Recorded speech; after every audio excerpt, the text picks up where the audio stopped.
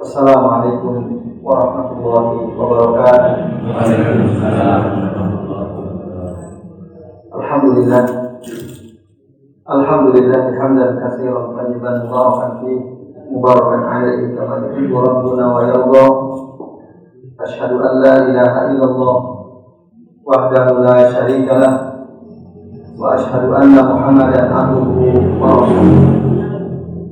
Allahumma shalli wa sallim wa barik ala Muhammad wa ala ali Muhammad kama shallaita wa barakta ala Ibrahim wa ala ali Ibrahim fil alamin innaka Hamidum Majid. Amma ba'du. Bapak-bapak dan ibu-ibu serta hadirin yang sekalian, a'adzani Allah wa iyyakum ajma'in. Alhamdulillah pada pagi hari ini kita bisa berjumpa kembali atas izin Allah untuk melanjutkan ngaji kitab Sifatus Shalatin Nabi Minat Takbir ila Taslim ka'annaka taraha karya Syekh Muhammad Nasiruddin Al-Albani rahimahullah. Pada kesempatan kali ini kita akan membahas tentang sujud.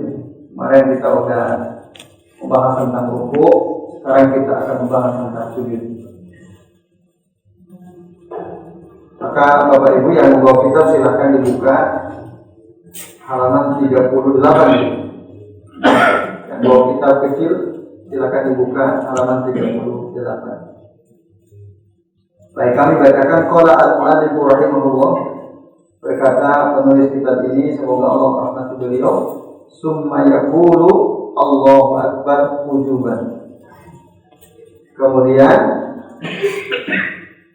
dia mengucapkan Allahu akbar, dan ini wajib ya, mengucapkan Allahu akbar setiap kali mau berubah dari satu keadaan ke keadaan yang lain, itu wajib hukumnya ucapan Allahu akbar.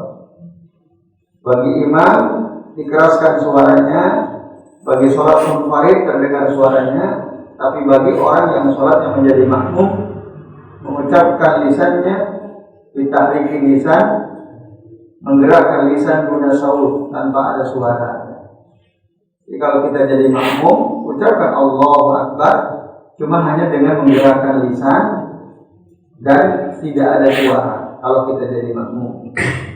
Tapi kalau jadi imam, jelas dikeraskan suaranya Allahu akbar. Kalau suaranya kecil, makmumnya banyak, maka ada namanya muballigh. Muballigh itu yang menyampaikan takbirnya imam. Kita sering mendengar itu di Masjid Nabawi atau di Masjidil Haram. Selalu ada muballigh. Walaupun sebenarnya sudah terdengar jelas sekali suara imam, karena di sana speakernya bagus. Itu dibutuhkan sesungguhnya waktu suara imam lemah, mungkin imam sakit atau suaranya memang kecil, maka perlu ada yang menyampaikan, yaitu muballigh. Nah, kemudian Bapak Ibu, summa wa yarfa'u yadayhi ahyanan. Nah, ini Bapak-bapak dan ibu-ibu serta hadirin sekalian, dalam kitabnya Syekh Al-Albani jelas ada kata wa yarfa'u yadayhi ahyanan. Ketika akan sujud. Ketika akan sujud. Bapak Ibu pernah nggak waktu mau sujud angkat tangan? Pernah atau tidak? Kan bangun ya, tidak sami Allahu liman hamidah. Rabbana wa lakal hamd. Mil'us samawati wa mil'ul ardi wa mil'u ma bainahuma wa mil'u ma syi'ta min syai'in ba'd. Terus ruku sujud, mau sujud. Angkat tangan apa tidak? Tidak. Nah, dalam kitab Syekh Al-Albani disebutkan wa yarfa'u yadayhi ahyan. Kadang-kadang angkat tangan. Nah, ini yang berbeda dari beliau. Sementara dalam kitabnya Syekh Al-Utsaimin jelas ya, summa yukabbiru lis-sujudi duna raf'i al-yadayn. Kemudian bertakbir untuk sujud tanpa mengangkat kedua tangan. Nah, ini berbeda lagi. Begitu pula dalam kitabnya Syekh Abdul Aziz bin Baz, tidak ada angkat tangan ketika mau ruku. Abdullah bin Umar, ini dalil dari Syekh Al-Utsaimin ya. Liqauli Ibnu Umar radhiyallahu anhu wa kana la yaf'alu dzalika bisujud. Rasul itu tidak pernah angkat tangan ketika akan sujud. La yaf'alu dzalika bisujud. Tapi saya Al-Albani mengatakan wa yarfa'u yadayhi ahyana. Kadang-kadang Rasul angkat kedua tangannya ketika akan sujud. Nah, ini ya. Bapak-bapak dan ibu-ibu serta hadirin sekalian, azan ya Allah wa iyyakum ajma'in. Besok. Nah,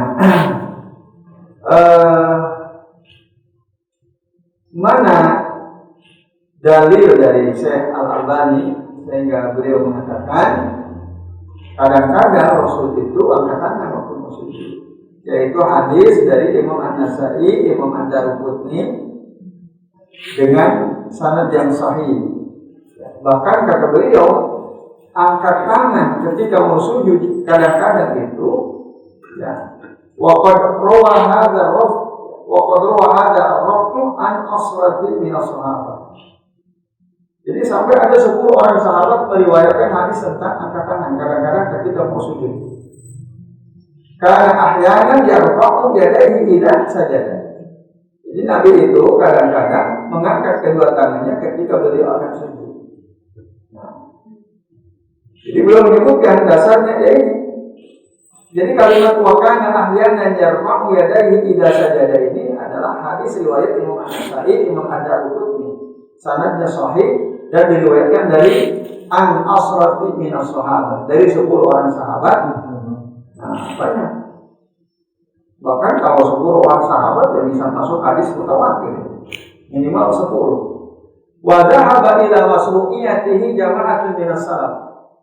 Dan yang berpandangan disyariatkannya angkat tangan ketika mau sujud kadang-kadang, tapi ada kata kadang-kadang, karena ahyanan. Kalau kadang-kadang berarti apanya? Tidak terus-terusan kadang-kadang. Nah, jama'atun minas salaf, ada sekelompok ulama salaf mengatakan masyru', angkat tangan ketika mau sujud itu masyru', sesuatu yang masyru'. Siapa di antara mereka?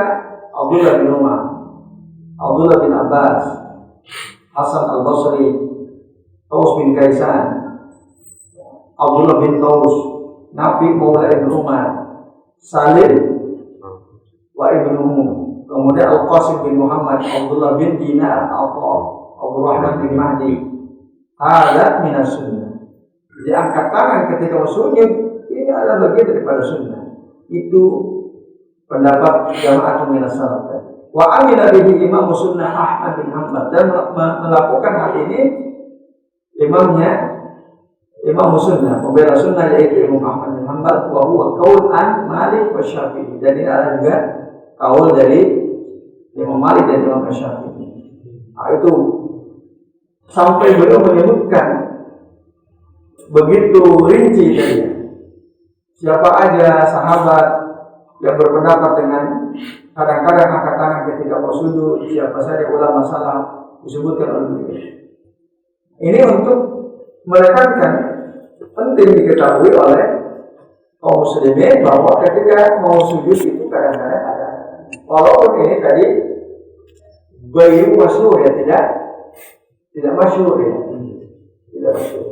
Ya, kitab lain yang membahas tentang sifat sholat itu tidak ada. Salah satu buktinya adalah kitab Syekh ini. Ya, kami punya kitab sifat sholat yang ditulis oleh ulama lain ya.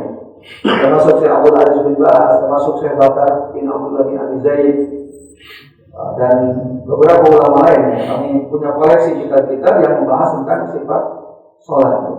Bahkan ada kitab belajar dan sholat. Tidak ada perkara baru dalam sholat karya Syekh Bakar bin Abi Zaid. Nah, itu juga ya dalam tanda kutip untuk mengkantar ya beberapa pendapatnya Syekh Al-Albani dalam kitab ini ya, kitab Sifatus Shalat ini. Nah, ini Bapak Ibu dan Saudara sekalian, ada di Allah Subhanahu. Jadi Syekh Al-Albani pendapatnya kadang-kadang angkat tangan juga Rasul itu ketika mau sujud. Tapi kadang-kadang dari yang jelas tadi ya sebutnya. Ya, ini Bapak Ibu sekalian, ya ini khilaf, perbedaan pendapat para ulama terkait tentang sifat ketika mau sujud. Walaupun kita pada umumnya tidak angkat tangan. Jadi ini satu keterangan dari Syekh Al-Albani ya, tentang sifat ketika mau sujud. Kemudian bapak-bapak dan ibu-ibu serta sekalian, al-quru al-yadain, ketika mau turun sujud, Syekh Al-Albani berpendapat ketika mau sujud itu kedua tangan dulu ala al-yadain. Wa kana yad'u yadayhi 'ala al-ardi qabla rukbatayhi. Jadi Nabi itu kana yad'u itu dalam penjelasan sebagian ulama, ketika kata kana diikuti oleh fi'lul mudhari itu menunjukkan sering. Jadi Nabi itu sering atau bahkan senantiasa, ya dulu ala istimrar, menunjukkan terus menerus. Itu keterangan dari ulama-ulama yang lain, termasuk Syekh Abdullah bin Fauzan Al-Kitabul Alam menjelaskan kalau ada kana diikuti fi'il mudhari itu menunjukkan istimrar, ya, terus. Wa kana yadhu, maka dalam hadis riwayat Ibnu Khuzaimah, Imam Ad-Darqutni, Imam Al-Hakim dan beliau mengatakan hadis yang sahih, disebutkan wa kana yadhu yadayhi 'alal ardi qabla rukbatayhi. Ya, Rasul itu sering meletakkan kedua tangannya ke lantai, ya. Al-ard maksudnya ke tanah, ke lantai itu. Qabla rukbatayhi, sebelum kedua lututnya. Qabla rukbatayhi. Wa kana ya'muru bidzalika fa yaqul, bahkan Rasul menyuruh untuk melakukan hal itu dan beliau bersabda, idza sajada ahadukum, apabila salah seorang di antara kalian mau sujud, fala yabruku kama yabrukul ba'ir wal yadhu yadayhi qabla rukbatayhi. Ada kalimat wal yadhu yadayhi qabla rukbatayhi. Itu kata ya Rasulullah SAW dalam hadis riwayat Imam Abu Dawud dan Nasa'i dalam Sunan As-Sughra wal Kubra dengan sanad yang sahih disebutkan demikian. Nah, Bapak Ibu dan sekalian, ini juga mahal al-khilaf, ya. Ini ada tempat di mana para ulama juga berbeda pendapat tentang waktu mau sujud itu apakah tangan dulu atau lutut, bukan kaki, lutut. Kalau kaki kan udah di bawah, tangan dulu apa lutut. Nah, dalam hal ini Syekh Al-Albani beliau mengatakan tangan dulu. Dasarnya tadi hadis riwayat Abu Dawud dan Nasa'i, ya, dengan sanad yang sahih. Nah, sementara Bapak Ibu dan sekalian, walaupun ya, nanti ulama lain menerangkan dengan keterangan yang berbeda. Misalnya di kitabnya Syekh Utsaimin, ya, judulnya Sifatus Shalatin Nabi Sallallahu Alaihi Wasallam. Syekh Utsaimin mengatakan wa yakhiru ala arubataini la ala yadaini. Seseorang itu ketika mau sujud itu kedua lutut dulu, la ala yadaini, tidak kedua tangan dulu. Berdasarkan hadis Nabi riwayat Imam Al-Bukhari.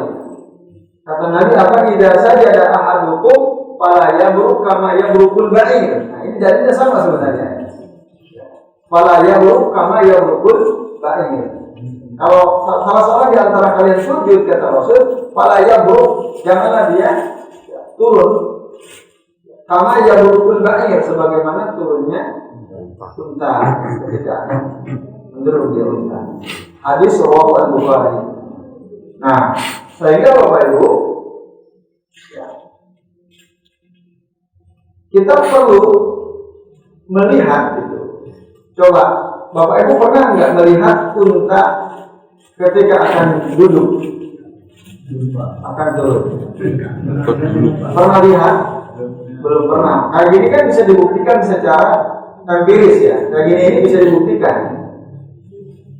Bisa nggak kita lihat unta mau turun dulu? Bisa nggak? Bisa kan? Caranya gimana? Kan berawak. Cuma berapa jam kita harus nunggu kan?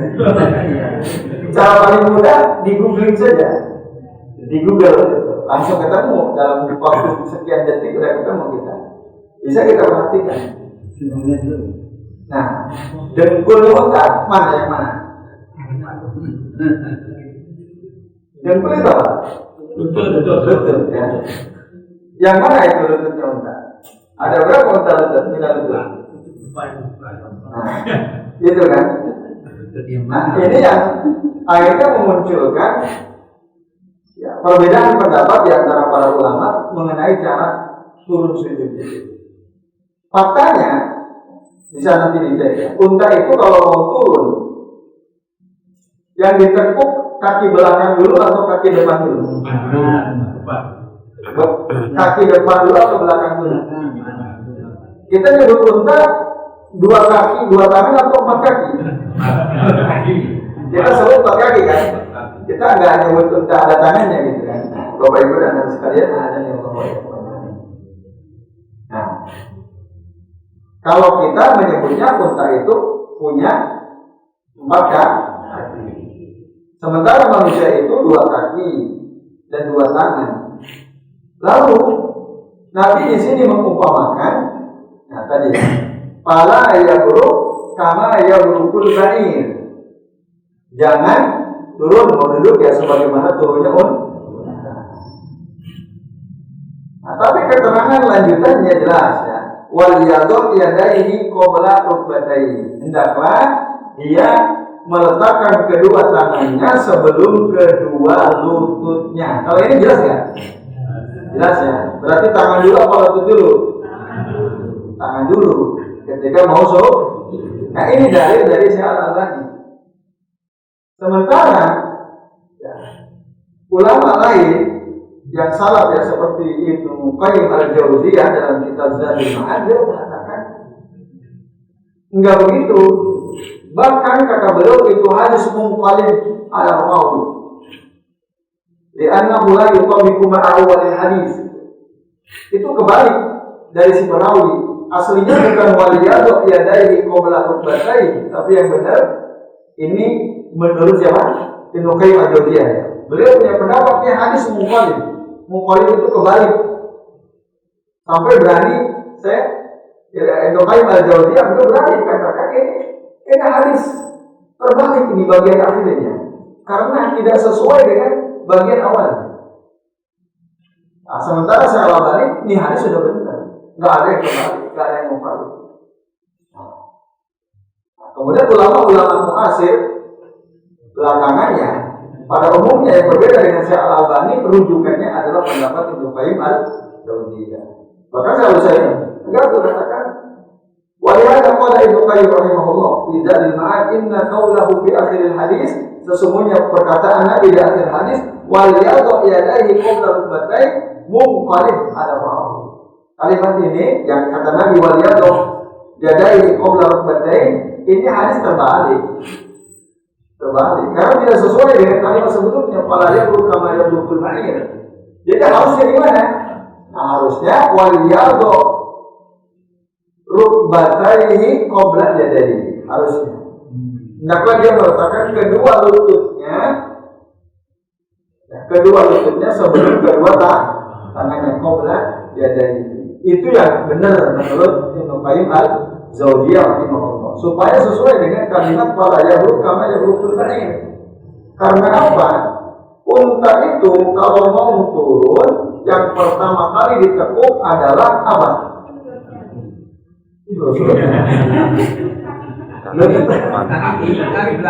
Kaki mana coba? Unta kalau mau turun udah ada yang lihat nggak dia tuh? Kaki depan kan? Nah, kaki depan. Menurut pandangan Ibnu Qayyim Al-Jauziyah, kaki depan unta itulah tangan unta. Pak, kaki depan unta itulah tangan unta. Unta itu kalau mau turun, tangannya dulu. Karena kaki depan unta itulah tangannya unta. Unta itu kalau mau turun, silakan dicek. Yang pertama kali ditekuk itu kaki dan itulah tangannya unta. Jangan seperti itu, kan Rasul bilang wala yabruk kama yabrukul ba'ir. Itu. Jangan duduk seperti duduk berjumlah unta. Yang kaki depan dulu atau tangannya dulu gitu. Itu. Nah, maka kira-kira Bapak Ibu, nah ini adalah apa ya?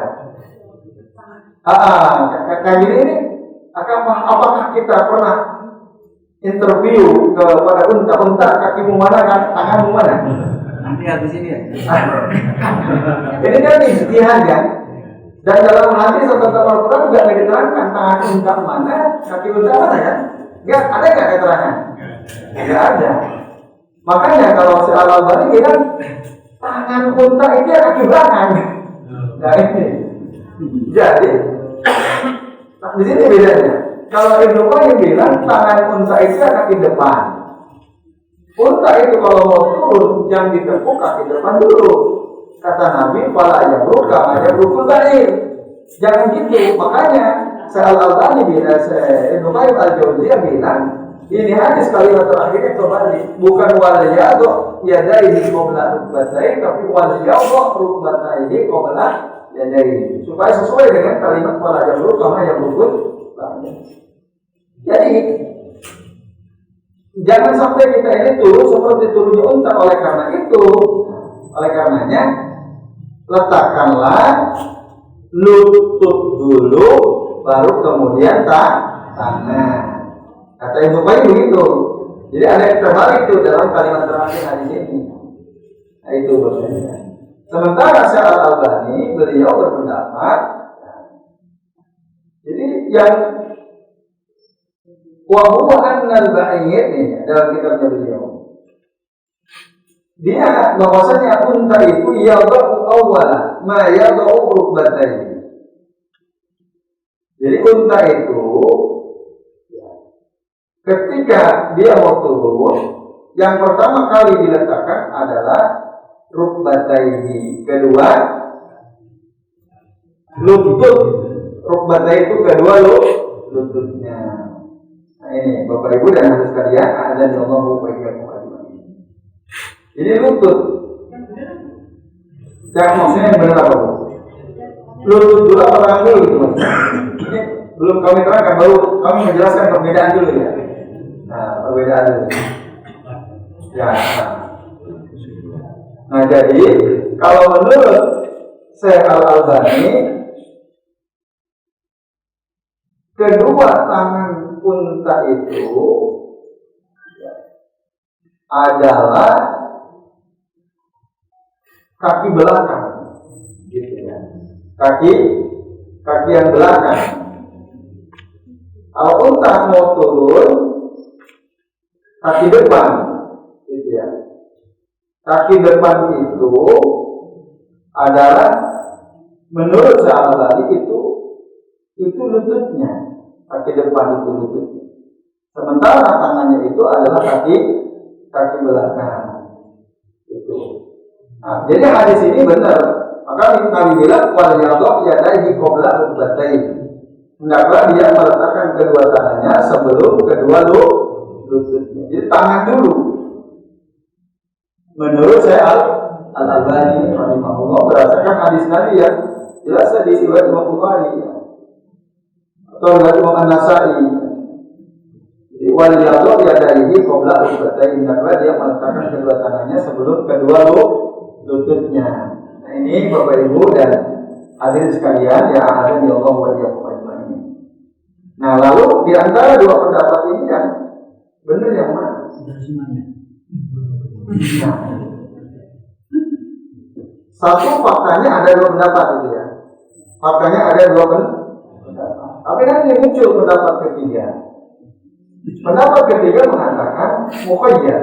Mukhayyar itu milih, kita boleh milih. Ya.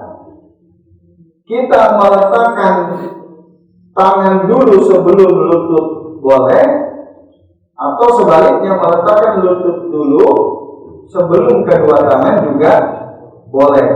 Itu dalam kitab Subulus Salam Al-Imam As-San'ani rahimahullah, beliau di antara pendapat ulama yang berpendapat demikian. Jadi sesuai dengan keadaan masing-masing dan mana yang lebih nyaman. Tapi ada juga memang ulama yang melakukan riset historis ya, penelitian sejarah. Kapan Rasul itu kalau sujud lutut dulu, ya itu ada faktanya. Dan kapan beliau itu kalau mau sujud tangan dulu. Nah, di dalam kitab Minhatul Alam diterangkan. Jadi di akhir-akhir usia beliau itu kalau mau sujud tangan dulu sebelum kedua lutut. Itu. Nah, sehingga dua-duanya bisa dipakai. Kalau kita nyaman lutut dulu daripada tangan, karena mungkin tangannya sakit, ya lutut dulu. Tapi kalau kita tidak nyaman lutut dulu, lututnya sakit-sakit gitu ya, maka kedua tangan dulu. Itu pendapat yang ketiga. Itu diterangkan dalam kitab Minhatul Alam oleh Syekh Abdullah bin Shalih Al-Fauzan, hafizahullah ta'ala. Nah ini ya, jadi ini fakta yang kita temukan di dalam kitab-kitab para ulama terkait dengan bagaimana tata cara turun sujud. Bagaimana tata cara turun sujud. Nah, kalau Syalbani tegas tangan dulu baru. Kalau Ibnu Qayyim al-Jauziyah tegas lutut dulu baru tangan. Bahkan tadi terbalik. Nah, Syekh Ibnu Al-Utsaimin beliau cenderung kepada pendapatnya Ibnu Qayyim al-Jauziyah. Jadi lutut dulu baru tangan. Nah, ini bapak-bapak dan ibu-ibu serta ahli sekalian, azanillahu wa iyyakum ajmain. Bahkan kalau kata komentar Syekh Al-Utsaimin begini. Kata beliau, fala hajata ila an naf'ala anfusana. Jadi kita enggak perlu melelah-lelahkan diri kita wa an muawila an naqul dan berusaha untuk mengatakan inna rukbatai ba'ir fi yadai, bahwa kedua lutut unta itu ada di tangannya atau ada di kaki depannya. Enggak perlu kita berusaha mengatakan hal itu. Wa annahu yaruku alaihi ma. Unta itu ketika turun itu dengan kedua lututnya gitu ya. Dan enggak perlu lutut unta itu ya tangan depan apa kaki depannya itu. Maaf. Ya, lututnya unta itu tidak perlu kita katakan rukbatai al-ba'ir fi yadayhi, tidak perlu. Wa annahu yaruku alaihi ma. Kenapa? Kita enggak perlu berdebat dalam masalah ini. Di anna nafiginan an hadzal jadal. Kita enggak butuh berdebat dalam masalah ini karena jelas gitu. Jadi unta itu kalau mau turun ya kaki depan, dan menurut saya ini ya kaki depan itu tangannya. Kaki depan itu tangannya. Sementara Al-Albani ya kaki depannya itulah lututnya. Kaki depan unta itu lalu unta itu kalau mau turun ya lututnya dulu. Jangan begitu makanya. Ya, wala yabru kama yabrukul ba'ir wal yadhu yadayhi qabla rukbatain, karena dia meletakkan kedua tangan sebelum kedua lutut. Ini wallahu ta'ala bishawab. Jadi kalau lihat ya perbedaan pendapat para ulama terkait bagaimana sifat turun sujud. Itu. Kemudian Bapak Ibu dan Saudara sekalian, azan ya Allah wa iyyakum ya. Pada poin ke-88 disebutkan summa yahiru ila sujudi ala yadaihi, kemudian dia turun sujud dengan kedua tangannya, ya Allah menghuma qabla rukbatai, meletakkan kedua tangannya sebelum kedua lututnya. Bihadza amara Rasulullah sallallahu alaihi wasallam, dengan inilah Rasul menyuruh kita. Wa huwa as-sabiqu anhu. Nah inilah dalil yang sahih dari beliau, min fi'lihi sallallahu alaihi wasallam, dari perbuatan beliau, wa nahani tasawwuhi bi buruk al-ibil atau bi buruk al-ba'id, dan Rasul melarang kita menyerupai turunnya unta. Wa huwa innama yaqiru ala rukbatai hinatayhi huma fi muqaddimatayhi. Nah ini perkataan Syekh Al-Albani ya. Wa huwa, dan unta itu innama yaqiru, sesungguhnya dia ini turun ala rukbataini, di atas kedua lututnya, allataini yang mana kedua lututnya itu huma, keduanya di muqaddimatai, lututnya unta itu terletak pada kedua kaki depannya unta. Itulah lututnya unta. Yang depan itu hu allataini huma bi muqaddimatai. Jadi kedua lutut unta itu ada di kaki depannya. Itu kata Syekh Al-Albani rahimahullah, Bapak Ibu dan sekalian. Terus gimana kita? Ya, nah kali ini bisa jadi termasuk al-ikhtilaf at-tanawu gitu ya. Bapak Ibu masih ingat ya, perbedaan pendapat itu kan ada duanya. Ada al-ikhtilaf at-tanawu, ada al-ikhtilaf at-tadaddi atau at-ta'arudi. Perbedaan pendapat yang sifatnya variatif dan ada perbedaan pendapat yang sifatnya kontradiktif. Yang variatif itu bisa kita terima gitu, dua-duanya. Sementara yang kontradiktif itu pasti satu benar, yang satu salah. Pasti yang benar satu. Yang mana yang paling kuat darinya? Nah, dalam konteks ini kita bisa katakan ini perbedaan yang sifatnya variatif. Jadi pendapat Ibnu Qayyim al-Jauziyah bisa kita terima, walaupun tadi beliau katakan ini ada muqallid, ada terbalik. Atau pendapat Syekh Al-Albani juga kita bisa terima karena jelas wal yadhu yadayhi qabla rukbatayhi. Jadi titik tekannya kalau Syekh Al-Albani pada kalimat terakhir, sementara Ibnu Qayyim titik tekannya pada kalimat pertamanya. Para jadu kama yaqul bahir. Fokusnya di situ. Sementara Syekh Al-Albani fokusnya wal yadhu yadayhi qabla rukbatayhi. Hendaknya dia meletakkan kedua tangannya sebelum kedua lututnya. Walaupun nanti ada hadis lain ya disebutkan dalam syarah dalam kitab Minhatul Alam yang wal yadhu yadayhi qabla rukbatayhi. Atau wal yadhu rukbatayhi qabla yadayhi.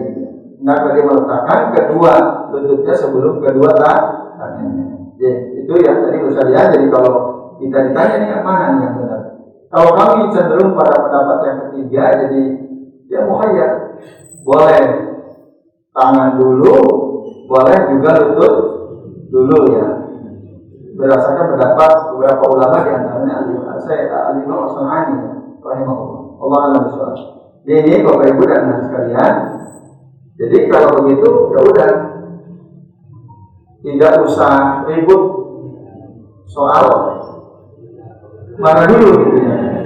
Lalu apalagi ya kalau berdiskusi silakan saja gitu ya. Masing-masing menemukan hal. Cuma jangan sampai perbedaan pendapat kita tentang tata cara sujud ini membuat kita jadi musuhan. Jadi bermusuhan itu tak perlu. Jadi akhirnya saya nggak mau dia bermakmum kepada dia. Kenapa? Karena dia kalau sujud tangan dulu. Yang lain bilang saya nggak mau dia bermakmum kepada dia karena dia kalau sujud lutut dulu misalnya. Bahkan jadi tidak bertemu sahabat gara-gara perbedaan masalah ini. Tidak perlu berbeda, silakan saja berbeda. Nah, maka saya Al-Albani, saya Utsaimin berbeda, tapi saat ketemu biasa saja, baik-baik saja, tidak ada permusuhan. Nah ini Bapak Ibu dan Anak sekalian, azani Allah wa iyyakum. Kemudian poin berikutnya, Bapak Ibu dan Anak sekalian, pada poin yang ke-89 disebutkan fa'idha sajada wa huwa rukun, dan apabila sujud dan ini rukun i'tamada ala kaffaihi wa basatahuma. Jadi Rasul bertumpu pada kedua telapak tangannya wa basatahuma, dan beliau membentangkan kedua telapak tangannya. Jadi telapak tangan ini tumpuan waktu sujud ya. Dan wabasatohuma, membentangkan itu begini, jadi tidak dikepal waktu sujud ya. Terus namanya dibentangkan telapak tangannya. Jalur sujud wabasatohuma. Basatohuma maknanya basatoh kapai ini telapak tangannya. Wa yadhammu asabi'ahuma dan merapatkan jari jemarinya. Jadi ini dibuka, bertumpu pada kedua telapak tangan waktu sujud dan dirapatkan begini, yadhammu. Tidak direnggangkan, tidak gini. Nah, ini ya. Jadi yadhammu asabi'ahuma. Kemudian sifat berikutnya wa yuwajjihuha ila qiblah dan menghadapkannya ke arah kiblat. Telapak tangan dibuka, dirapatkan ininya jari jemarinya dan dihadapkan ke arah kiblat. Wa yaj'al kaffaihi hadwa mankibayhi dan meletakkan kedua telapak tangannya itu sejajar dengan pundaknya waktu sujud. Nanti ada yang prakteknya mau prakteknya, gitu ya, Mas. Yang muda aja, Mas Fahmi atau bisa Mas ya, atau Mas Aldi juga boleh ya. Nanti maju sebentar ya. Jadi ya kalau kafaili hadu akhiri, wataratan kadang-kadang yaj'aluhuma hadwa udhunai. Kadang-kadang sejajar dengan telinga waktu sujud ya. Posisi tangan ini di mana? Bisa sejajar dengan pundak, bisa sejajar dengan telinga. Wa yarfa'u dhira'aihi 'anil ardi wujuban dan dia mengangkat kedua lengannya dari lantai dan ini wajib hukumnya. Wa la yabsutuhuma bastul qalb dan tidak menghamparkannya sebagaimana anjing menghamparkan ini lengannya di lantai, tidak ditempel. Nah ini Bapak Ibu dan Adik sekalian, ada nyawa wajah. Ya, anjing kita sebut ini al-kalam ya. Tahu anjing ya? Tahu lah. Gugup ya. Nabi menyebutkan dalam hadis ya. Jadi kita nggak boleh ya menempelkan kedua lengan kita ketika sujud sebagaimana anjing menempelkan kedua lengannya. Ya, Bapak Ibu dan sekalian, azan ya Allah wa iyyakum. Nah, kemudian pada poin berikutnya wa yuqinu anfahu wa jam'atahu min al-qawm wa hadha rukun. Dan menekankan hidungnya dan keningnya min al-qawm di lantai wa hadha rukun dan ini rukun. Wa yuqinu aidan rukbatai menekankan juga kedua lututnya wa kada atraf qadamai begitu pula ujung-ujung jari kedua kakinya wayan sibuhuma dan menegakkan ya, kaki kedua kaki wahadatul wajib dan ini seluruhnya wajib wayastaqilu bi asrafi asabi iman kiblat. Nah ini dan ya, menghadapkan ke arah kiblat ujung jari jemari kaki itu Bapak Ibu dihadapkan ke arah kiblat. Dan yang terakhir, wa yarusu akibai merapatkan akib itu tumit. Kaki tumit. Itu merapatkan tumitnya. Dia waktu sujud itu kaki rapat tumitnya, Bapak Ibu dan sekalian. Nah ini memang kalau ingin jelas harus makanya sudah makanya ke depan. Oke, pada. Ya, menghadap kiblat dulu ya. Kalau ingin tahu tumitnya rapat, nanti menghadap kiblat. Tapi kalau ingin kelihatan atau nanti menghadap ke selatan dulu ya. Monggo. Enggak dikerjain sama ini untuk kerjain. Mulai tidak ke langsung tidak dari jelas ini. Berarti aku versinya lebih dulu ya? Ini dari sisi awalnya ini. Itu kayak pajannya. Tapi dia lebih dulu. Iya. Nah, ya Allah, silakan. Dari berdiri coba. Stop. Dia praktek sesuai dengan yang diterangkan si Al-Albani. Ya, tadi kan beliau. Nah, tangan dulu. Nah, coba berdasarkan keterangan tadi apa yang belum yang sudah pas belum? Sudah ya, nah ini Bapak, jari tangannya dirapatkan menghadap ke arah kiblat, disejajar dengan telinga ya berarti ya, dan diangkat, jadi tidak nempel ke lantai. Lengannya ini nggak boleh nempel ke lantai. Ya, kakinya tumitnya udah nempel belum Pak? Udah ya, udah nempel. Terus ujung jari jemari menghadap ke kiblat. Mohon maaf, pakai surat. Coba langsung sekarang menghadap ke kiblat supaya kaki antum kelihatan. Nah, jari-jarinya. Nah, usahakan jari jemari kaki itu semua menghadap ke kiblat, lalu yarusu akibat menempelkan tumitnya. Terlalu tinggi mengambil. Terlalu tinggi itu tapi kurang maju. Kakinya kurang. Ya. Seperti ini ya, Bapak Ibu ya. Jelas ya. Ini cara sujud yang diterangkan dalam kitab Sifat Salat. Jelas ini? Ya. Jadi sebenarnya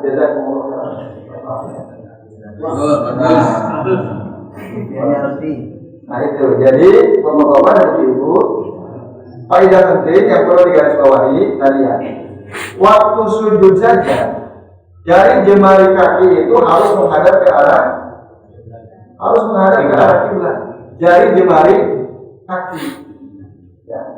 Apalagi saat kita berdiri, kira-kira lebih susah mana atau lebih mudah mana mengharapkan jari jemari kaki menghadap kiblat ketika sujud atau ketika berdiri? Lebih gampang mana? Menghadapkan jari jemari kaki ke arah kiblat itu lebih mudah waktu berdiri atau waktu sujud? Waktu berdiri.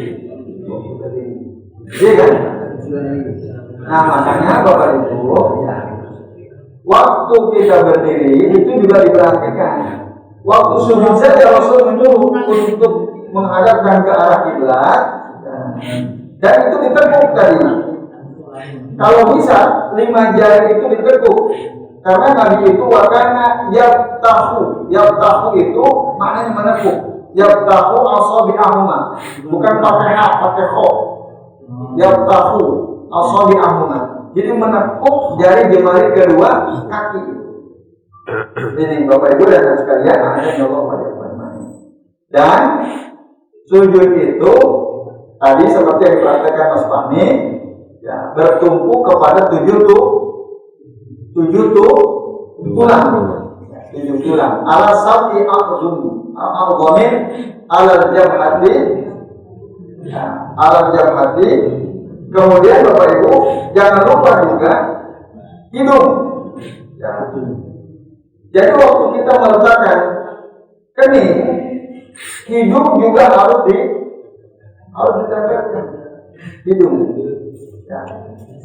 Nah, jadi ini satu kesatuan. Maka dikatakan di sini alasan ati al-dhamin ala jabhati wa asara biyadihi ala anfihi. Rasulullah menunjuk tangannya ke hidungnya, wal yadaini kedua tangan atau telapak tangan, wa rukbatai kedua lutut, wa atrofal qadamain wa atrofi al-qadamain, dan ke bertumpu pada ujung jari jemari kedua kaki. Nah itu wala naqitu asyam wa sya'ab, dan jangan menyibakkan baju atau rambut yang disibakkan. Nah, ini juga penting sebenarnya ya. Waktu kita ruku, waktu kita sujud, waktu kita sujud. Jadi bahkan diikat pun nggak boleh. Rambut diikat di belakang itu nggak boleh. Dikuncir itu nggak boleh, Maka disebutkan ketika ada seseorang dia sholat, rambut kepalanya itu dijulur di belakangnya. Kalau nikah, itu dilarang ya, Bapak Ibu dan sekalian. Sebentar ya. Jadi di sini katakan waqala rajulin shalla wa ra'suhu manqusun min wara'ihi. Rasul berkata kepada seorang laki-laki yang waktu itu rambutnya dijulur, diikat di belakang, inna ma masalu ladzi yusalli wa huwa maktubun. Nah, sesungguhnya perumpamaan orang ini seperti orang yang sholat wahwa maktufun. Maktuf, mana maktuf? Maktuf itu yang menggelung rambutnya. Waqala ayat lalu Rasul bilang, dzalika kibru syaitan, ayat maq'adu syaitan. Jadi kalau rambut digelung itu tempat duduknya syaitan. Dalam hadis riwayat Abu Dawud dan Tirmidzi yang disebutkan oleh beliau. Jadi Bapak Ibu dan Anda sekalian, ada yang Allah waktu sujud itu jangan diikat, jangan digelung rambut. Kalau yang rambutnya panjang, itu yang diikat tidak gelinting. Nah, termasuk melinting celana atau mengangkat dengan miskin. Itu kalau dalam kitab Al-Qaul Al-Mubin fi Akhta'il Musallin, melipat baju celana gitu ya. Ketika sholat itu dilarang berdasarkan hadis ini. Ya, yang tadi kami terangkan riwayat Imam Bukhari dan Imam Muslim. Jadi jangan disibak atau dilipat asyab wasa'an, baju dan rambut tadi kan. Nah, kalau rambut laki-laki maka pakai caranya pakai peci. Kalau ibu jelas ya pakai khimar, pakai penutup kepala, pakai khimar itu. Nah ini Bapak Ibu dan adik sekalian, ada yang ngomong maka Bapak-bapak ketika wudhu kan biasanya kita berhenti ya. Itu mau sholat dirapikan dulu. Nah terus pakai celana, kadang-kadang ada di antara sebagai kaum muslimin yang laki-laki celana dilipat. Apa tujuannya di gunung? Tidak isbal. Iya, enggak isbal. Padahal larangan isbal itu apakah hanya dalam sholat? Tidak. Larangan isbal itu di dalam sholat maupun di luar sholat. Iya, kumul isbal jauh dari kalian isbal. Gitu. Nah, bahkan dalam hadis Sahih Bukhari Rasul mengatakan apa? Ma asfala minal ka'baini minal izar wa finnar. Kain yang ada di bawah mata kaki dari kain itu, maka dia ada di neraka. Dalam hadis Sahih Bukhari. Dan itu umum, imma fi shalah wa imma fi ghairi shalah. Baik dalam sholat maupun di luar sholat. Ngapain pas sholat kita gulung? Pas sholat saja gitu. Padahal hadis itu umum dalam sholat dan di luar sholat. Oh kalau gitu digulung aja selamanya. Apa yang sesuatu digulung, dipotong aja. Kainnya dipotong supaya tidak membentuk mata kaki. Nah ini Bapak Ibu dan adik sekalian ya, yang sempurna. Kalau kita ngikuti pendapat sebagai ulama, boleh kok isbal gitu. Boleh isbal ya. Nah itu padahal hadisnya jelas sekali.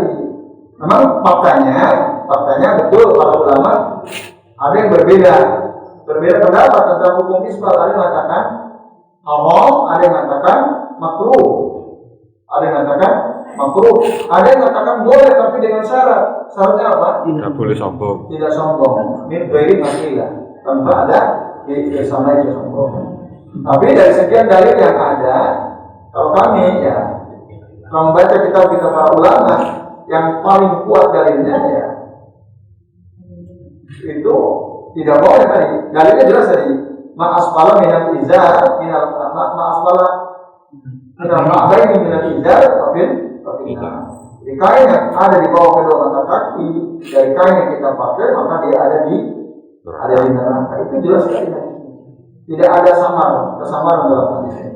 Oleh karenanya bapak-bapak khusus usahakan celana yang kita pakai, kain yang kita pakai, sama yang kita pakai itu tidak menutupi mata kaki. Jadi saya kira ini ya, bapak-bapak dan ibu-ibu serta sekalian. Nah, maka dalam kitab Al-Qaul Al-Mubin fi Akhta'il Musallin itu tegas bahwa melipat kain celana itu kekeliruan. Kan Al-Qaul Al-Mubin fi Akhta'il Musallin dari kita. Ya, jadi pendapat yang jelas tentang kesalahan-kesalahan orang yang sholat. Nah, di antara kesalahan orang sholat itu, di antaranya tadi melipat kain celana waktu sholat. itu kekeliruan. Karena itu dilipatkan ya. Jadi ini bapak-bapak dan ibu-ibu serta sekalian yang bisa kita bahas. Jadi sampai poin berapa tadi? Poin ke-100. Poin harus akibat ini. Baik, ada ini pas jam 7 ini. Setengah ya.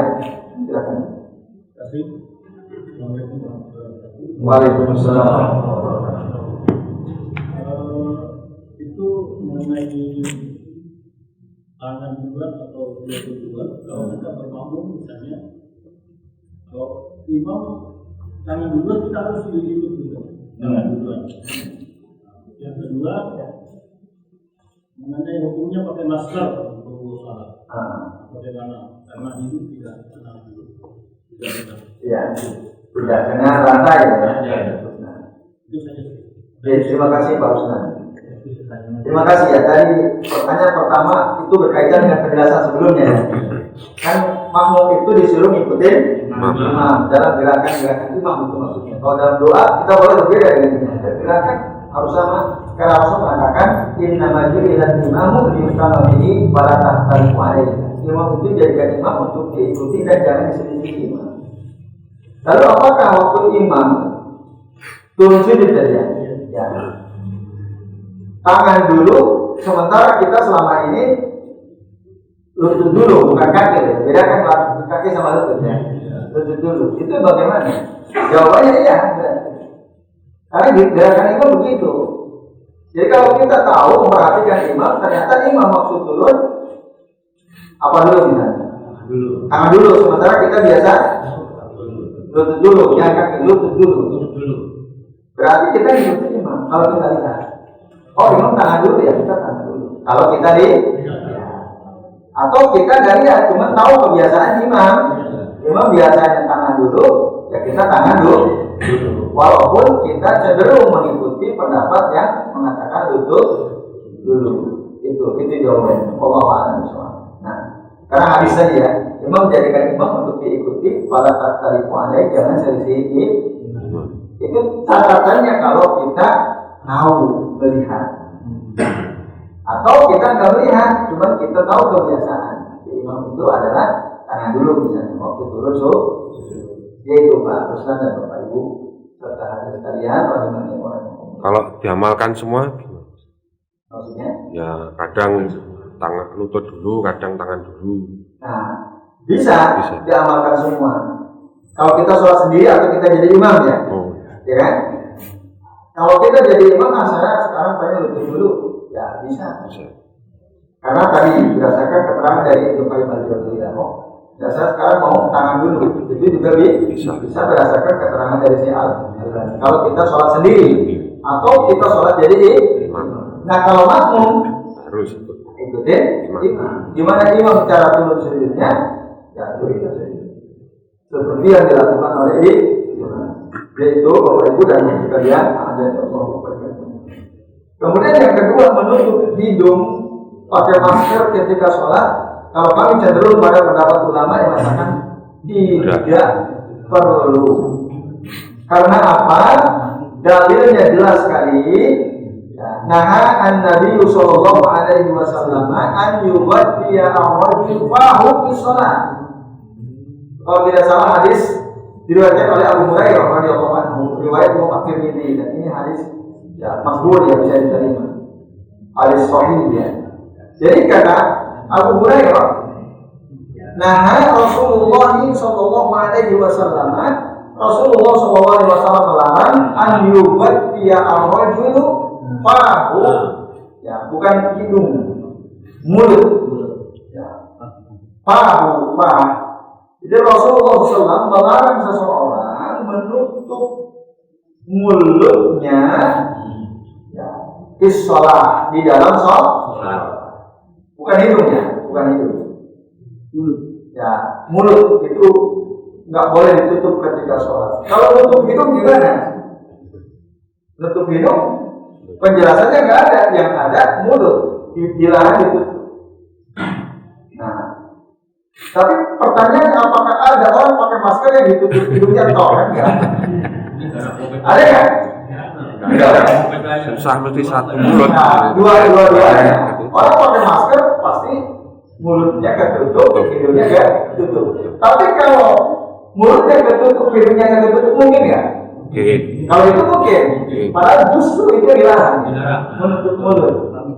Nah, ya Bapak Ibu sekalian, hadisnya sangat jelas. Ini kan masa pandemi, COVID gitu ya, dulu kan gitu ya. Kalau nggak ditutup bahaya, gitu ya. Darurat. Bapak Ibu itu bukan nggak darurat, sama sekali bukan keadaan darurat, enggak.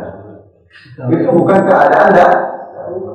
Berlebihan itu ya, orang mengatakan sholat itu darurat, COVID harus pakai masker, itu bukan keadaan darurat. Orang sakit berobat aja bukan darurat. Sakit berobat itu bukan darurat. Kita sudah jelaskan itu ya. Bukan. Apalagi pakai masker bukan darurat. Nah, padahal hadisnya jelas gitu. Rasul melarang seseorang menutup mulutnya ketika sedang sholat. Tapi kalau mau pakai masker boleh, tapi jangan saat sholat. Sebelum sholat silakan untuk mengantisipasi ya, meminimalisir tertular dari COVID. Sebelum didirikan sholat pakai masker silakan. Atau ya seperti bawian ini pakai masker. Kan di luar sholat nggak masalah. Setelah sholat tutup mulut silakan. Tapi saat sholat jangan, karena itu dilarang oleh Nabi Sallallahu Alaihi Wasallam. Nah, terus Bapak Ibu, lutut, kening sama hidung ini boleh nggak tidak langsung nempel ke lantai? Saya tanya sekarang, Bapak Ibu waktu jadi kan sholat di masjid ini saja, hidung sama keningnya langsung nempel ke lantai tidak? Yang benar? Langsung nempel ke lantai tidak? Enggak, kan ada karpet. Bukan penuhnya, tapi itu kan maksudnya menjadi Itu jadi ini sebenarnya ada al-ha'il. Ha'il itu yang menghalangi antara hidung kita dengan lantai. Kalau dulu Rasul ya hidung ke tangan, dulu kan nggak ada keramik ya. Walaupun kadang-kadang Rasul pakai ini juga saja ya, pakai tikar juga. Nah, ini maka dalam kitab Minhatul Alam menutup kening termasuk hidung, ya. Maksudnya menghalangi kening dan hidung dari lantai itu boleh jika yang menghalangi kening dan hidung kita ini sesuatu yang terpisah dari diri kita, yang nggak kita pakai dan nempel di badan kita seperti karpet, sajadah, itu boleh. Tapi kalau dia nempel, peci, nah gini, menghalangi ini nggak boleh. Kayak gini ya. Jadi waktu sujud jangan nempel pecinya, bukan keningnya. Terus habis itu mungkin ditambahi biar hidungnya juga nggak kena, itu ya tidak boleh. Tapi kalau pakai sajadah, karpet tidak ada masalah. Kecuali nanti dalam keadaan sangat panas. Itu Nabi dan sahabat biasa ya, kalau nggak pakai rinda, pakai kan besar-besar ininya ya, lengan, lubang lengan bajunya. Itu boleh kalau dalam keadaan sangat panas. Jadi menghalangi, dia menghalang dan talan ke lantai dengan kain yang dipakainya itu boleh dalam keadaan sangat panas. Tapi dalam keadaan normal itu hendaknya yang kita pakai surban misalnya, atau peci misalnya, atau imamah misalnya, itu jangan sampai menghalangi kening dan hidung. Kalau ibu-ibu Pak, ini kena. Nah itu sebaiknya jangan. Dalam keadaan normal ya. Dalam keadaan ini kan udah enak, ada AC-nya, nggak panas kan? Seandainya kening dan hidung ibu nempel, kalau ke sajadah atau karpet, oke. Tapi kalau ke ruku kan ibu-ibu pakai, ya kan? Itu sebaiknya jangan menutupi hidung atau kening. Karena apa? Nempel ke badan yang dipakai. Itu makruh jika apa? Dalam keadaan normal. Tapi dalam keadaan panas itu boleh ya. ada beberapa riwayat yang menjelaskan masalah itu ya. Bapak Ibu dan sekalian, ada yang yaitu. Jadi boleh kalau dalam keadaan panas, tapi kalau dalam keadaan agak panas maka jangan sampai dihalangi. Nah, ini contoh yang saya sebutkan hadisnya. Hadis riwayat Imam Muslim. Karena ashabun Nabi sallallahu alaihi wasallam yusalluna ma'ahu fi siddatil haram. Dulu para sahabat Nabi mereka selalu bersama Nabi dalam keadaan cuaca sangat panas, fi siddatil haram. Wa idza lam yastati ahaduhum ayumakkina jabhatahu min al-ard.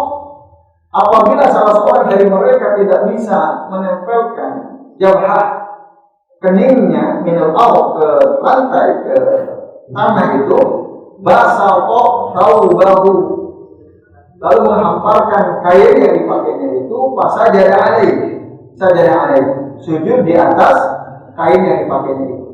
Itu hadis rawahu Muslim. Jadi boleh kalau isiddatil har sangat panas.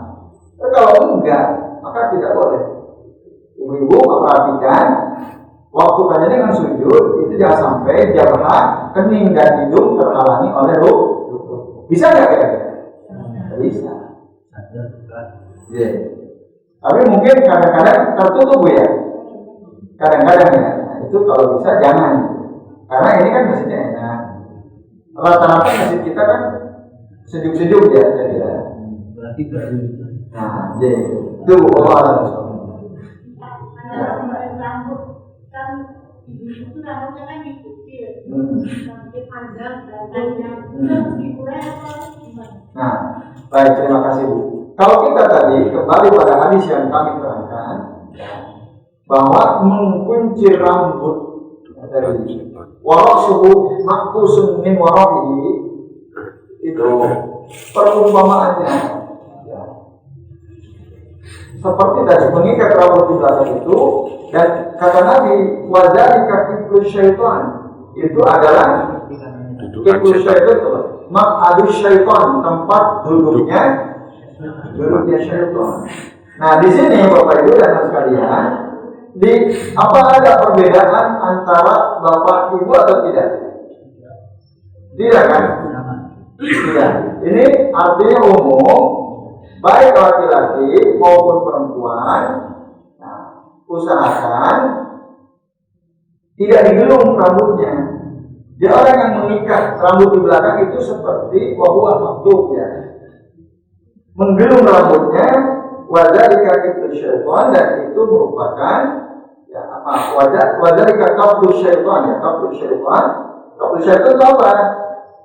Sahabat mengatakan maq'adu syaitan, tempat duduknya syaitan itu. Jadi ibu-ibu pun kalau sholat sebaiknya rambutnya tidak dikuncir, tidak digelung. Gitu.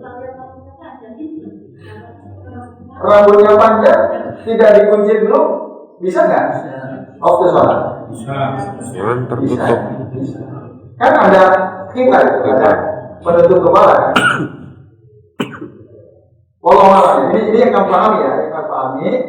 Ini berlaku umum, sama seperti ketika sujud kan. Dulu ibu-ibu mungkin sering dengar kalau sujud tangan ibu-ibu gimana? Nempel kan? Ini. Nah, itu ada memang hadisnya, tapi itu dhaif, hadis dhaif. Yang benar laki-laki perempuan sama saja. Jadi ini lengan ini tidak nempel ke badan, tapi direnggangkan. Nah, ini kan yang dulu sering disampaikan kan oleh guru-guru kita dulu ya. Jadi kalau laki-laki dan perempuan itu berbeda, enggak. Dalam kitab Minatul Alam diterangkan tidak, sama aja. Laki perempuan cara sujudnya persis sama seperti tadi. Ya. Pun begitu tadi dengan rambut. Yang kami pahami begitu ya.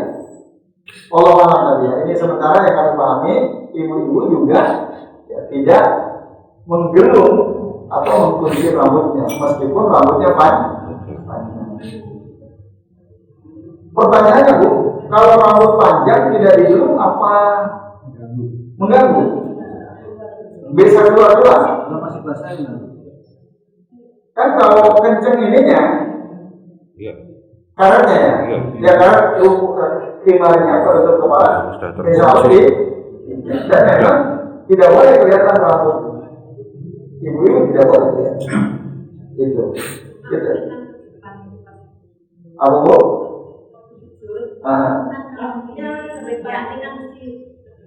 Rambutnya. Kalau tidak digulung atau dikunci gitu ya.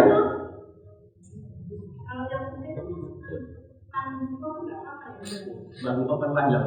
Ya, kan ketutupan ruku kan, nggak masalah. Yang penting jangan kelihatan waktu sholat.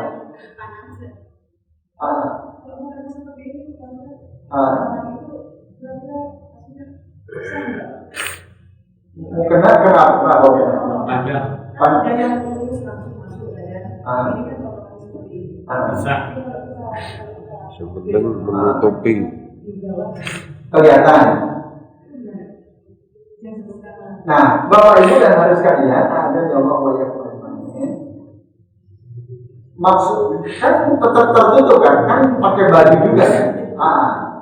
Jadi kalau resikonya kalau pakai ruku yang potongan, sarung sama penutup kepala dan badan ya.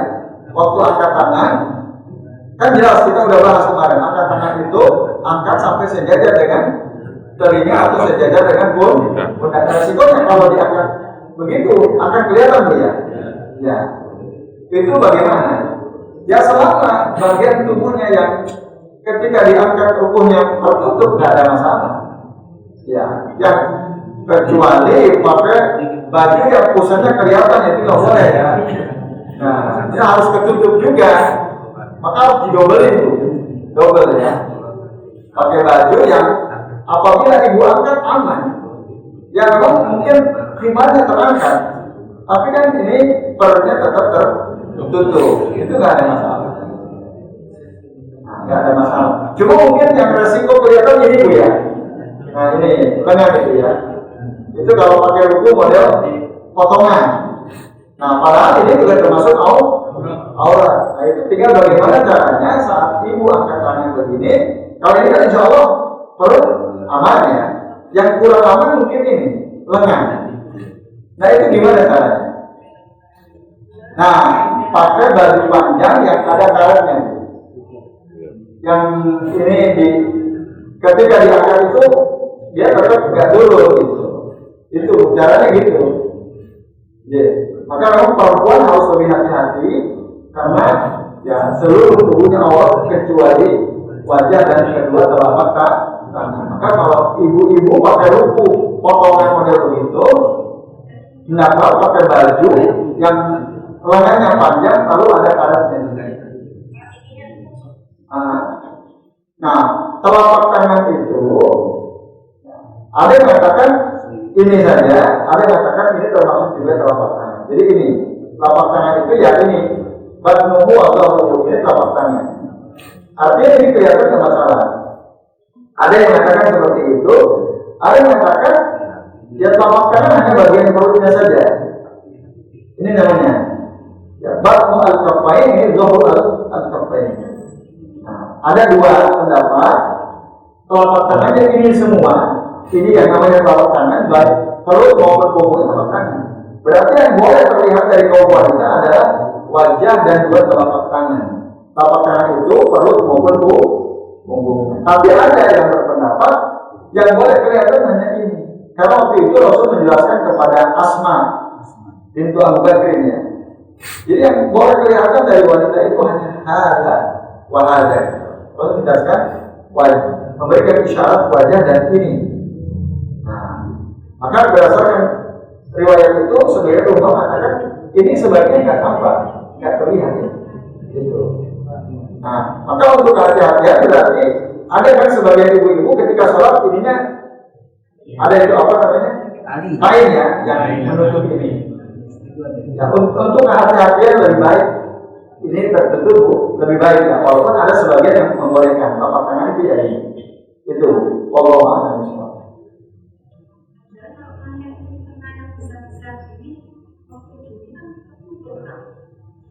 Ya, nah kalau tidak kelihatan ya, intinya kalau bisa kalau besar, walaupun diangkat tetap nggak kelihatan di tubuh maksudnya ya.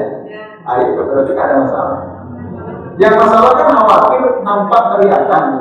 Kalau besar, coba aja ibu praktek sendiri. Coba. Pada saat ibu angkat, apakah nampak atau tidak lengannya? Ininya ya. Nah, itu Bapak Ibu dan Ibu sekalian, ada yang Allah boleh. Jadi itu. Kalau enggak aman, berarti nggak ada masalah. Kalau besar kan nggak kelihatan, ya itu aman berarti nggak ada masalah. Jelas ibu ya? Bapak-bapak jelas? Ya. Masih ada yang bertanyakan? Ini Imam bin Hasan. Nah, Kalau imamnya di Broto Kusuma itu kan orangnya bujit.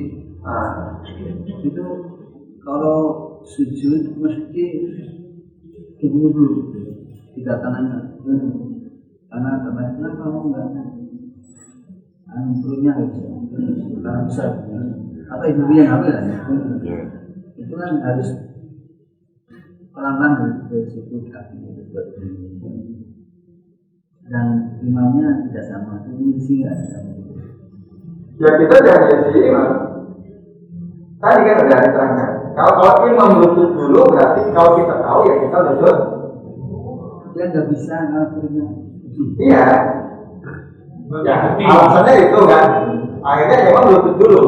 Ya berarti kita ikut imam. Nggak boleh. Walaupun kita tidak punya alasan yang sama gitu. Oh, alasan nggak masalah. Gitu. Ya, saja. Itu yang kami pahami ya, berdasarkan hadis yang kita maju dan imam kita maju. Saya mumpung pas posisi makmum orang perempuan, satu orang itu perempuan, istrinya ya.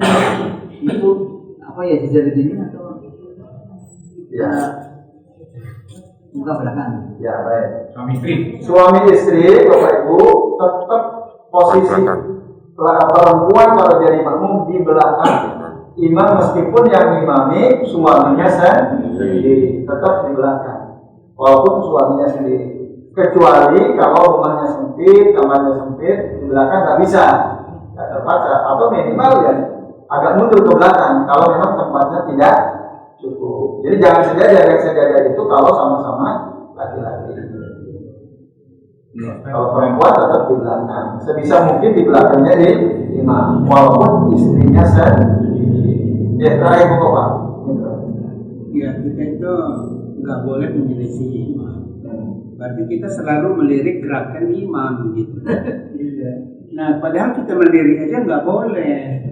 Nah, gimana ini? Kita harus melihat selalu tempat sujud. Sekarang ya pertanyaan mungkin awalnya kita ruku, kita berdiri lihat tempat sujud. Kita ruku tempat sujud. Kemana ruku ada juga yang melihat di bawah. Nah, itu masa mau melirik imam dulu kan gitu. Pertanyaan penting ya. Saya kira Itu bagaimana? iya bagaimana? Jadi mau bertanya atau mau berpendapat? Bagaimana semua gerakan ya saya menerangkan semua gerakan harus melirik imam. Maksud saya kalau berpendapat saya tidak akan komentari. Tapi kalau bertanya saya akan komentari. Bagaimana hukumnya? Bagaimana hukumnya? Ya. Ini pertanyaannya. Iya lah. Enggak, mestinya kita kan ada ruku, ada menerangkan itu dulu. Ya, baik. Hukumnya apa? Ya, terima kasih Pak. Ini saya kira pentingnya. Betul sekali apa yang disampaikan Pak Beto. Kemarin juga beliau sudah sampaikan bahwa ketika sholat itu yang mata kita hanya ada dua waktu sholat. Satu ke tempat sujud atau ke telunjuk saat duduk tasyahud. Udah, selain itu enggak. Nah, lalu kami ada kita nggak hadis tentang tidak boleh menyelisih imam jelas, ya kan? Cuma kita memang tidak dibebani untuk meneliti imam gitu, tidak dibebani karena kan udah jelas hadisnya, ya kan?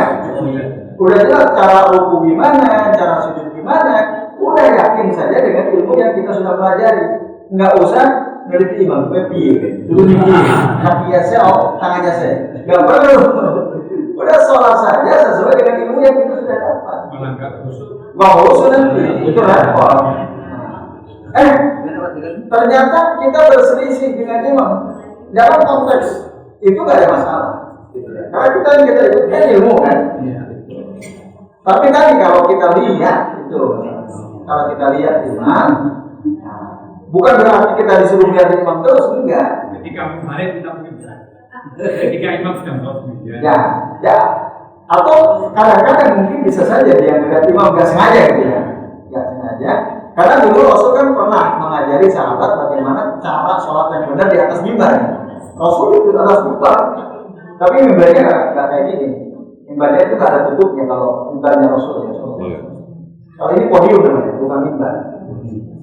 Ini. Jadi gitu betul Pak Bintro ya. Jadi kita ini tidak dibebani untuk memperhatikan gerak-gerik imam. Yang kita dibebani adalah sholat sesuai dengan yang diajarkan Rasul. Selalu karena Allah itu bunyi usaha. Itu Allah. Baik Bapak Ibu, ini rasanya memang ada lagi gitu ya. Cuma waktu kita yang terbatas. Satu kali ini di tanah kanan ini WC tadi. Nanti yang kalau saya jawab obatnya nggak dikenal. Kopiah itu loh Pak. Oh iya iya. Gimana? Kopiah sholat itu kalau nggak pakai kopiah apa enggak sah? Nah ini penting juga ya. Bapak Ibu laki-laki, kalau ibu-ibu wajib hukumnya pakai penutup kepala ringan. Bapak-bapak bagaimana? Pakai penutup kepala. Ya. Bapak Ibu dan sekalian, dalam kitab tadi Al-Qaul Al-Mubin fi Aqwalil Musallin diterangkan sholat seorang laki-laki tanpa penutup kepala adalah kekeliruan. Jelas ya? Sholat laki-laki tanpa menutup kepala itu adalah dianggap kekeliruan. Kenapa? Karena tapi tidak menyebabkan sholatnya Tidak sah. tidak sah, tetap sah sholatnya. Tidak sempurna. Cuma dianggap keliru. Kenapa keliru? Nyelisihi sunnah Rasul. Jadi Rasul itu tidak pernah sholat kecuali pasti beliau pakai penutup kepala. Bisa pakai peci atau pakai imamah. Kadang-kadang digabung antara peci dan imam. Gitu kan. Ya, maka bapak-bapak ya, yang kita biasa nggak pakai penutup kepala sebaiknya supaya sempurna sholat kita usahakan pakai penutup kepala, kecuali lupa gitu ya, nggak bawa atau nggak punya, ya itu bisa saja, cuman tapi tetap dari sholatnya tetap sah, cuman tidak sempurna gitu. Nah maka Bapak Ibu, kita yang suka safar melakukan perjalanan itu kalau bisa di kantong kita, di tas kita selalu bawa disiapkan. Nah, disiapkan. Kalau kami di kantong tas kami selalu kami sediakan peci seperti ini. Ya, yang ini kan gampang pas kemana-mana. Atau ya ini juga bisa dilipat. Ini dari Ustadz Agung. Itu kalau bisa supaya apa? Sholat kita sempurna. Jadi itu benar. Pakai peci itu adalah sunnah. Ya, sebaiknya pakai kalau bisa. Masuk juga. Iya. Apa? Masuk juga. Pakai peci. Ya, kalau Rasulullah disebutkan, dia kalau ketemu orang-orang itu pakai peci. Ya, penutup kepala. Ini bagian daripada zina ya, perhiasan pakaian. Gitu. Ya itu ya, apalagi di dalam sholat. Ya itu Allah. Besok dibahas tuh. Hah? Di Nurul Jannah ada ini. Oh iya. Ya nanti ditanyakan saja. Oh ditanya. Supaya nanti kita. Baik, sementara ini dia Bapak Ibu mohon maaf waktu kita terbatas. Kami mohon maaf apabila yang kami sampaikan ada kesalahan dan kekeliruan. Semoga bermanfaat. Mari kita akhiri kajian kita dengan membaca doa kafaratul majlis. Subhanallah wa bihamdihi. Sallallahu alaihi wa alihi wasallam wa baraka wa sallam alaihi billahi taufiq wal hidayah. Wassalamualaikum warahmatullahi wabarakatuh. Selamat.